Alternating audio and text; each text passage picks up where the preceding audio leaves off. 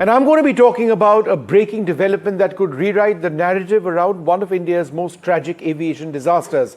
Just months after the devastating crash of Air India AI-171, a Boeing 787 Dreamliner that plummeted seconds after takeoff from Ahmedabad, claiming 260 lives, investigators had appeared to zero in on pilot action as the likely cause.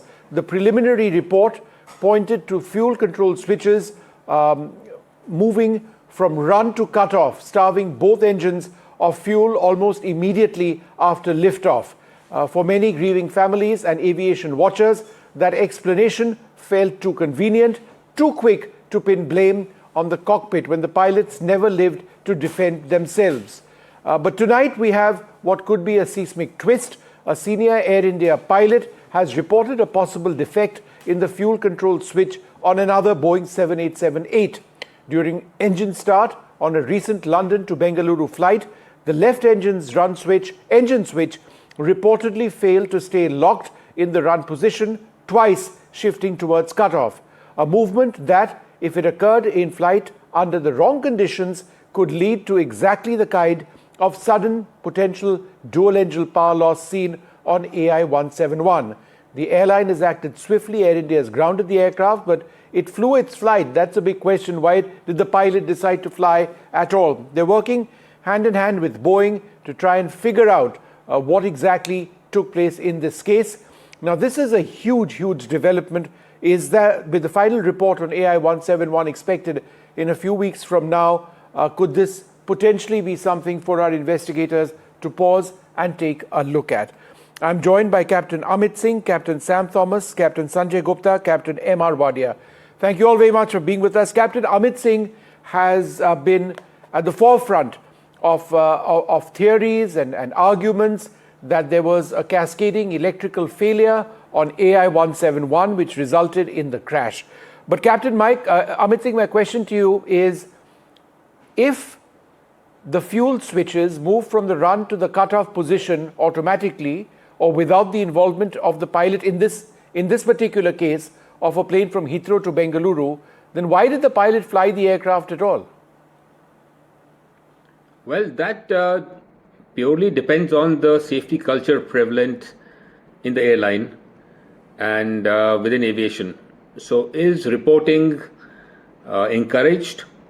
Are people encouraged to report? And are aircrafts grounded because pilots are reporting, or pilots have that apprehension that there is something wrong or could be wrong? No, that is not the case.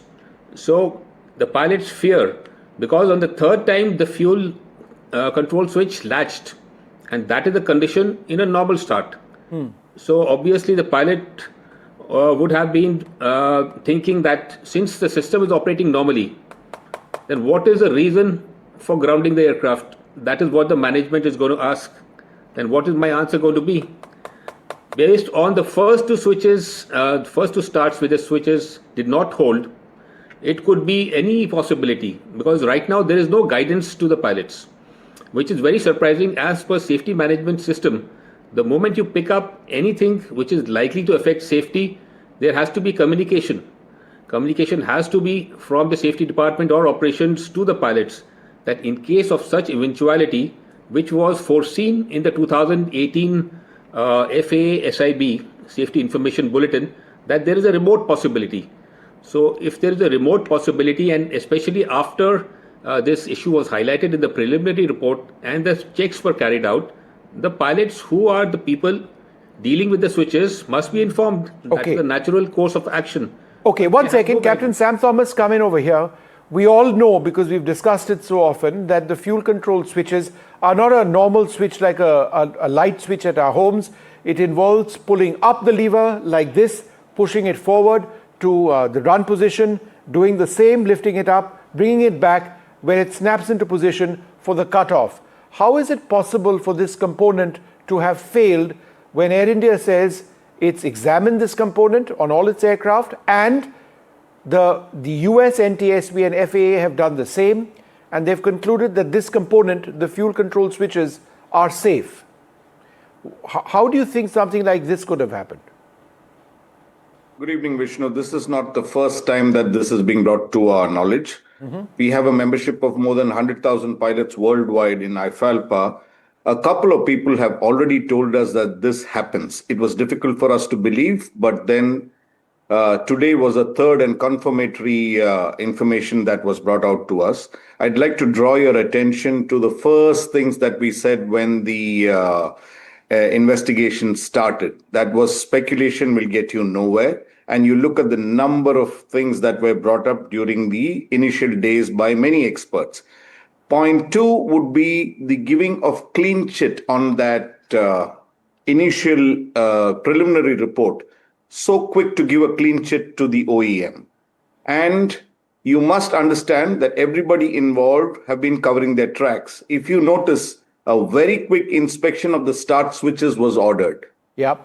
And a strict, or rather, a very quick compliance also ensued. And in addition, the last thing that we need to talk about is that bit of information that was put as far as the transcript of the CVR is concerned. Now with this fact emerging, can you try and correlate what the one pilot asked the other pilot? Did you cut off? No, but Captain Says, "I didn't cut Thomas, off." So my only obviously counter there's to lack that, of thought. Captain, my only counter to that argument is that, and we both agree, I'm sure on this, that the transcript which was released was just a few words, a few seconds in that conversation. I believe it was a big mistake for that preliminary report not to have the entire conversation, because it's resulted in a lot of unnecessary speculation. So until we know the full conversation of what exactly happened, on the role of the pilots, I would still be careful. It's my submission. That's correct. You're absolutely right. You never put that. What I'm getting to is the less than professional way the preliminary report was handled. Now, that does not give us any confidence that the agency involved in getting the investigation to a logical end is capable of doing so. And I once again put it to you, this is a very high-tech airplane and it needs subject matter experts. I don't know what is the problem in involving subject matter experts, but what we are willing to offer is that if egos are an issue, we will step aside. Why don't you call anybody from the European agency or the FAA? And we also would like to point out that how is it that just before something happens, the Wall Street Journal and Bloomberg seem to know something so definitive, almost as though they are part of the investigation? No, but Captain Thomas, that's exactly the point. That's exactly the point. Yes. And let me just go to Captain Gupta on this point. The reason the Wall Street Journal or Corriere della Sera, which is an Italian daily, or the others know, is obviously because they have either seen a transcript of the pilot's conversation or they have access to data, and that has possibly come because it's not just our own AAIB, the Accident Investigation Board. There are multiple agencies because this is an international incident. So at some level, these journalists are able to pick up all of this information, and it's their job to report it as they see fit.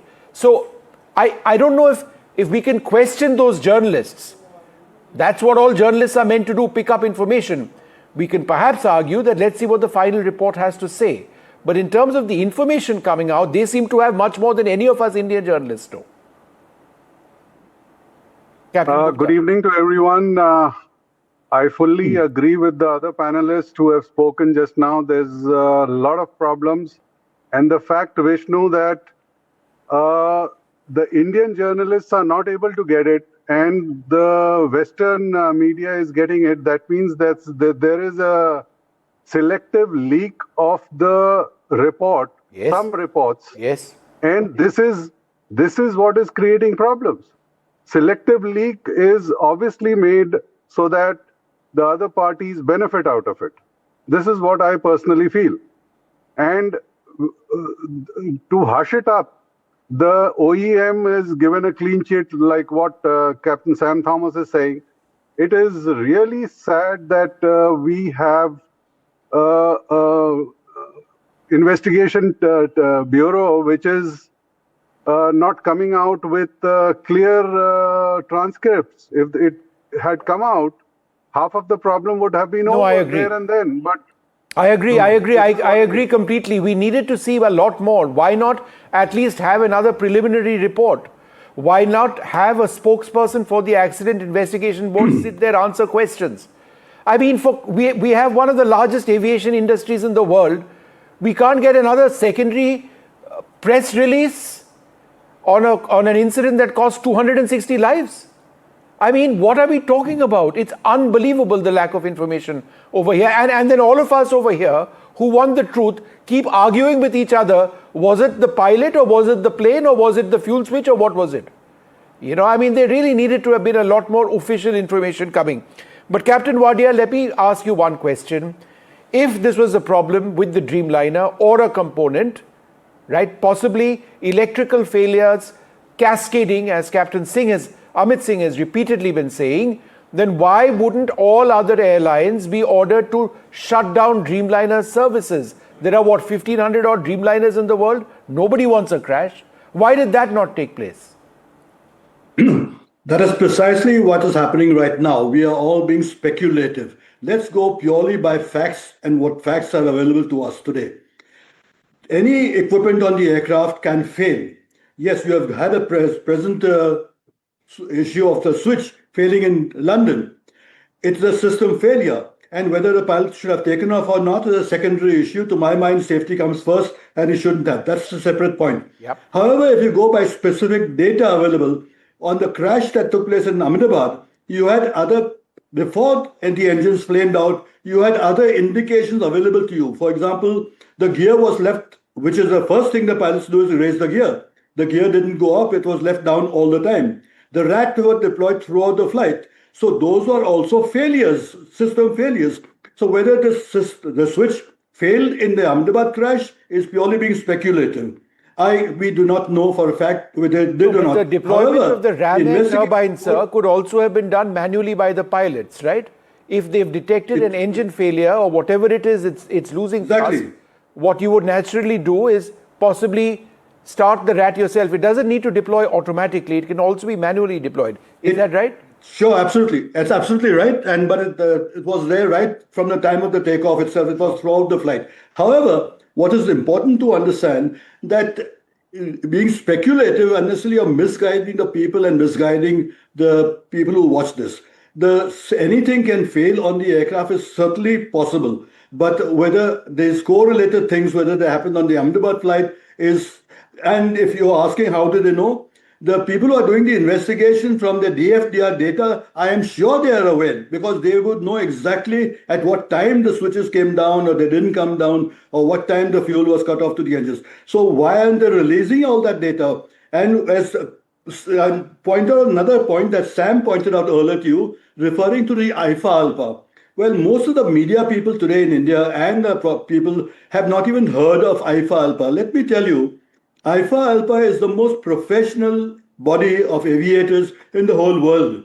You have specialists of all pilots in the world getting together, doing research, doing understanding, and it is a very important organization, probably even more equipped and more better than the ICAO, which is United Nations. So people from IFA Alpha should be aware and be involved in these accidents. And there are specialists who are trained in accident analysis, not people who are today in India. We've never had accident specialists investigating. We've had either bureaucrats or judges or some people who are even now. I think that's a very important point. I think the quality of the investigation has to be perfect because India has an international aviation presence. If it's a less than proper report, we are going to be looking very foolish around the world.